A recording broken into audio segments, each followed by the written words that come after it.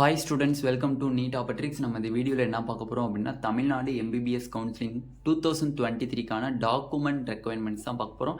ரொம்ப முக்கியமான வீடியோ. ஏன்னா நம்மளுக்கு ஜூன் 15th நம்மளுக்கு நீட் ரிசல்ட் ரிலீஸ் பண்ணுறதா நம்மளுக்கு எஸ்டர்டே தந்தி டிவி முதற்கொண்டு எல்லாத்துலேயுமே சொல்லிட்டாங்க. அப்படி இருக்கும்போது ஜூன் 15th ரிலீஸ் ஆச்சு அப்படின்னா ஃபஸ்ட்டு எடுத்தோடனே உங்களுக்கு என்ன நடக்கும் அப்படின்னா all India quota round one counselling நடக்கும்.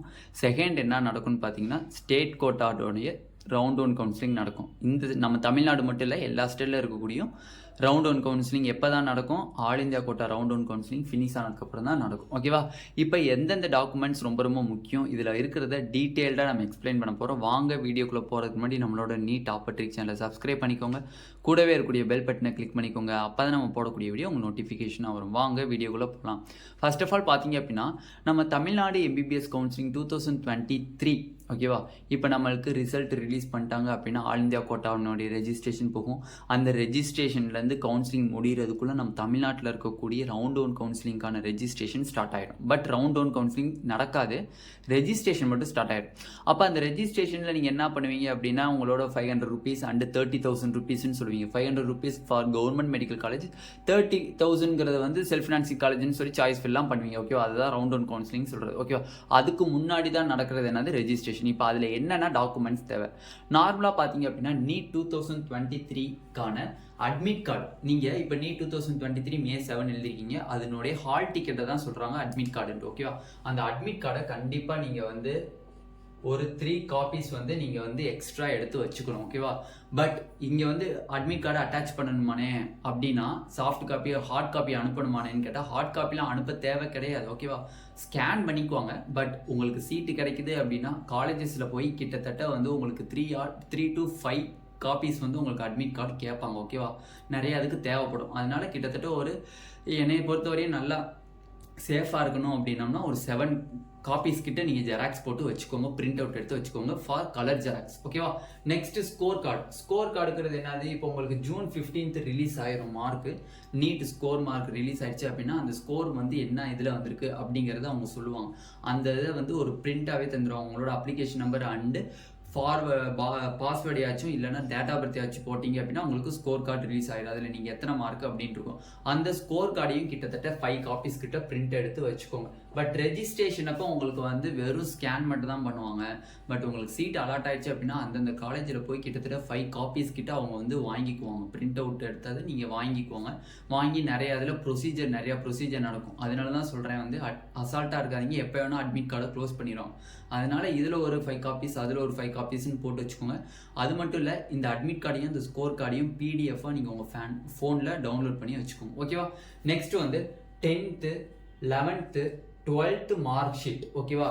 10வது மார்க் ஷீட், 11வது மார்க் ஷீட், 12வது மார்க் ஷீட் இன் தமிழ்நாட்டில் ஸ்டேட் போர்டில் படிச்சிங்க அப்படிங்கிறதுக்குரிய ப்ரூஃப். ஓகேவா? நான் 10வது படிச்சிருக்கேன், 11 படிச்சிருக்கேன், 12வது படிச்சிருக்கேன், இன் ஸ்டேட் போர்டில் படிச்சிருக்கேன். ஓகே, நான் சிபிஎஸ்சி ஸ்டூடெண்ட்ஸாக இருக்கேன், எனக்கு 11th எனக்கு எக்ஸாம் கிடையாது, பப்ளிக் எக்ஸாம் கிடையாது. அப்போ எங்களுக்கு மார்க் ஷீட்டே இல்லைனே அப்படின்னு சொன்னீங்கன்னா 11th சிபிஎஸ்சி ஸ்டூடெண்ட்ஸ்க்கு எக்ஸப்ஷன். ஓகேவா? அது அப்லோட் பண்ணணும்னு தேவை கிடையாது. பட் நீங்கள் ஸ்டேட் கோட்டாவில் ஸ்டேட் போர்டில் படிச்சிருக்கீங்க அப்படின்னா நீங்கள் இந்த 3 சர்டிஃபிகேட்டையும் நீங்கள் அப்லோட் பண்ணி ஆகணும். நெக்ஸ்ட் டிசி எப்போ தருவாங்க அப்படின்னு பார்த்தீங்க அப்படின்னா நார்மலாக 12th முடிச்சதுக்கப்புறம் டிசின்னு தருவாங்க. அந்த டிசியை நீங்கள் அப்லோட் பண்ணணும். ஸ்கேன் எடுத்து நீங்கள் அப்லோட் பண்ணணும். நெக்ஸ்ட் போனஃபைட் சர்டிஃபிகேட்டுங்கிறது என்னதுன்னு பார்த்தீங்கன்னா நீங்கள் 6th to 12th வரையும் நான் தமிழ்நாட்டில் தான் படித்தேன் அப்படிங்கிறதுக்குரிய ப்ரூஃப் தான் bonafide certificate. 6th to 12th தமிழ்நாட்டில் இருக்கக்கூடிய ஸ்கூலில் தான் நான் படித்தேன், ஸ்டேட் போர்டில் தான் படித்தேன், சிபிஎஸ்சியில் தான் படித்தேன் அப்படிங்கிறதுக்குரிய ப்ரூஃப் தான் இந்த போனஃபைட் சர்டிஃபிகேட். ஓகேவா? நெக்ஸ்ட் நேட்டிவிட்டி சர்டிஃபிகேட் அப்படிங்கிறது என்னதுன்னா நீங்கள் இருப்பிடச் சான்றிதழ் ரொம்ப முக்கியம். லாஸ்ட் ஒரு 3 years தான் இதை கம்பல்சரியாக மாற்றிருக்காங்க. நெக்ஸ்ட் கம்யூனிட்டி சர்டிஃபிகேட் யாருக்கு தேவைப்படும் அப்படின்னு பார்த்தீங்கன்னா ஓசியை எக்ஸப்ஷன் விட்டுருங்க. ஏன்னா ஓசி ஓப்பன் கேட்டகரி, அவங்களுக்கு கம்யூனிட்டி கிடையாது. அப்போ BC, BCM, MBC, SC, SCA, ST இந்த எல்லா கேட்டகரிக்குமே என்ன வேணும்? இந்த கம்யூனிட்டி சர்டிஃபிகேட் வேணும். பட் அங்கே வந்து சில நேரம் கேட்பாங்க, சில காலேஜஸில் கம்யூனிட்டி சர்டிஃபிகேட் கேட்பாங்க, சில காலேஜஸில் கம்யூனிட்டி சர்டிஃபிகேட் கேட்க மாட்டாங்க. நீங்கள் எதுக்கும் அந்த கம்யூனிட்டி சர்டிஃபிகேட்டை நீங்கள் எடுத்து வச்சுக்கோங்க. ஓகேவா?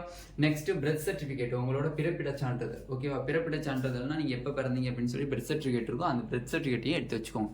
ஓகேண்ணே, நான் 10th 11th 12th முடிச்சு இப்போ 5 years ஆச்சு. அந்த 5 yearsக்கு முன்னாடி நான் பிஎஸ்சி வந்து ஜுவாலஜி பண்ணேன், இல்லை ஃபிசிக்ஸ் பண்ணேன், இல்லை கெமிஸ்ட்ரி பண்ணேன், ஏதாச்சும் ஒரு கோர்ஸ் எடுத்து பண்ணி நீங்கள் டிகிரி முடிச்சிட்டிங்க.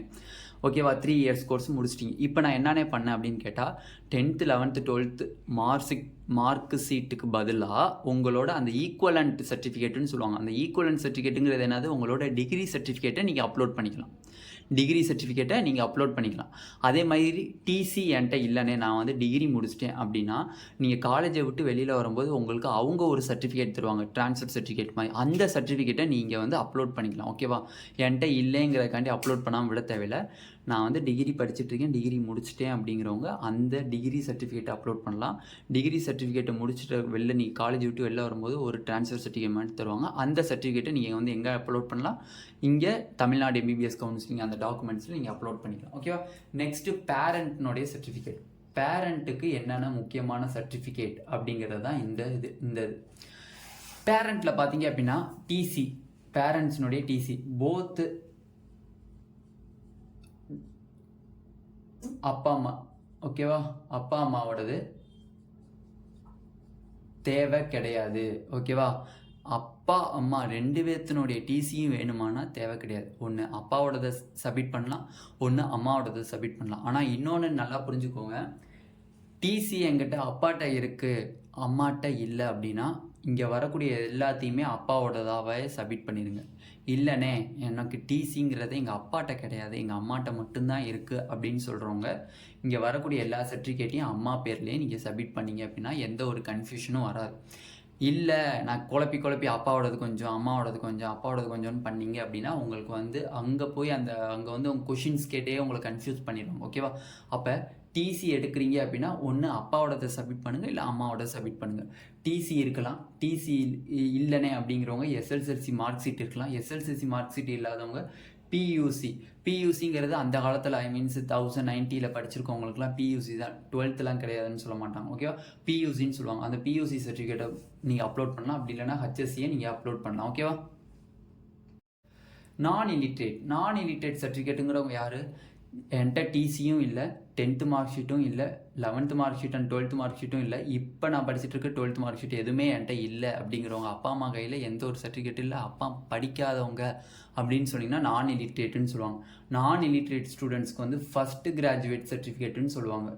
ஃபஸ்ட்டு கிராஜுவேட் சர்டிஃபிகேட் எஃப்ஜிசின்னு சொல்லுவாங்க. ஃபஸ்ட்டு கிராஜுவேட் சர்டிஃபிகேட் வந்து நீங்கள் அப்ளை பண்ணி வாங்கணும். ஓகேவா?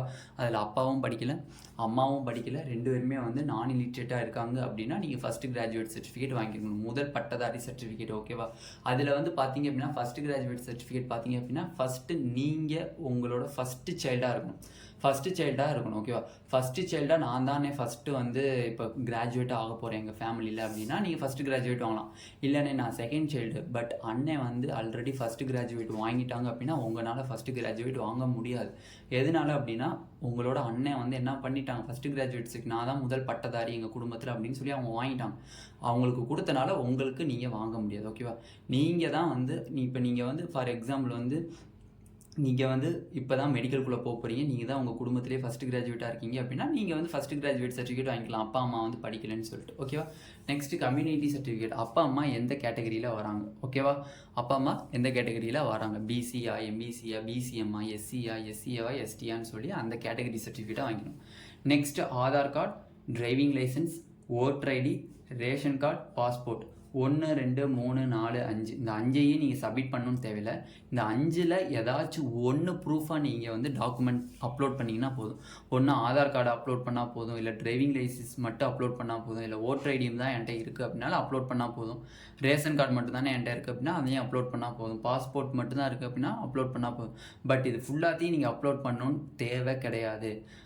இதை ஃபுல்லாத்தையும் நீங்கள் அப்லோட் பண்ணணும்னு தேவை கிடையாது. எதனால அப்படின்னு கேட்டிங்கன்னா 5மே வந்து என்னது, ப்ரூஃப் சர்டிஃபிகேட்ஸ். நான் இந்தியாவில் தான் இருக்கேன் அப்படிங்கிறதுக்குரிய ப்ரூஃப் சர்டிஃபிகேட்ஸ். அந்த ப்ரூஃப் சர்டிஃபிகேட்ஸில் ஏதாச்சும் ஒன்று மட்டும் நீங்கள் அப்லோட் பண்ணால் போதும். ஓகேவா? அப்போ இதில் என்ன டீட்டெயில்டாக பார்த்துருக்கோம், Tamil Nadu MBBS counselling 2023க்கான document requirement ஓகேவா? இம்பார்ட்டன்ட் டாக்குமெண்ட் ரெக்யர்மெண்ட் ஃபார் ரெஜிஸ்ட்ரேஷனில் என்னதுன்னு டீட்டெயில்டாக பார்த்தாச்சு. இந்த வீடியோ உங்களுக்கு பிடிச்சிருந்துச்சி அப்படின்னா நம்மளோட நீட் ஆப்பர்ச்சுனிட்டி சேனலை சப்ஸ்கிரைப் பண்ணிக்கோங்க. கூடவே இருக்கக்கூடிய பெல் பட்டனை கிளிக் பண்ணிக்கோங்க. அப்போ தான் நம்ம போடக்கூடிய வீடியோ உங்களுக்கு நோட்டிஃபிகேஷனாக வரும். உங்கள் ஃப்ரெண்ட்ஸ் எல்லாத்துக்கும் ஷேர் பண்ணிக்கோங்க. உங்களுக்கு கவுன்சிலிங் கைடன்ஸ் பற்றி எந்த ஒரு டவுட்டாக இருந்தாலும் கீழே டிஸ்கிரிப்ஷனில் வாட்ஸ்அப் குரூப் லிங்க் இருக்குது. அதை கிளிக் பண்ணி வாட்ஸ்அப் குரூப்பில் ஜாயின் பண்ணிக்கோங்க. உங்களோட கமெண்ட் செக்ஷனில் வரக்கூடிய அந்த கமெண்ட்ஸை ஃபுல்லாமே தனியாக ஒரு வீடியோவாகவே நாங்கள் வந்து அப்லோட் பண்ணுவோம். இன்றைக்கிருந்தே நாங்கள் ஒவ்வொரு நாளில் என்னென்ன கமெண்ட்ஸ் வந்திருக்கோ அந்த கமெண்ட்ஸ் எல்லாத்தையும் எடுத்து நாங்கள் வீடியோவாகவே நீங்கள் என்னென்ன கொஷின்ஸ் கேட்டிருக்கீங்க அப்படின்னு எதனால் நீங்கள் அப்படி அப்லோட் பண்ணுறீங்கன்னு கேட்டிங்க அப்படின்னா உங்களோட கொஷின்ஸ் வந்து மற்றவங்களுக்கும் அதே கொஷின்ஸ் தோணும். ஓகேவா? அப்போ அந்த கொஷின்ஸ் அவங்க பார்க்கும்போது ஓகே ரெக்டிஃபை ஆயிரும். அப்போ எக்கச்சக்கமான ஸ்டூடெண்ட்ஸ்க்கு ரெக்டிஃபை ஆன மாதிரி இருக்கும். அதனால தான் இந்த ஒரு முடிவு எடுத்து நாங்கள் பண்ணுறோம். ஓகேவா? Thank you students.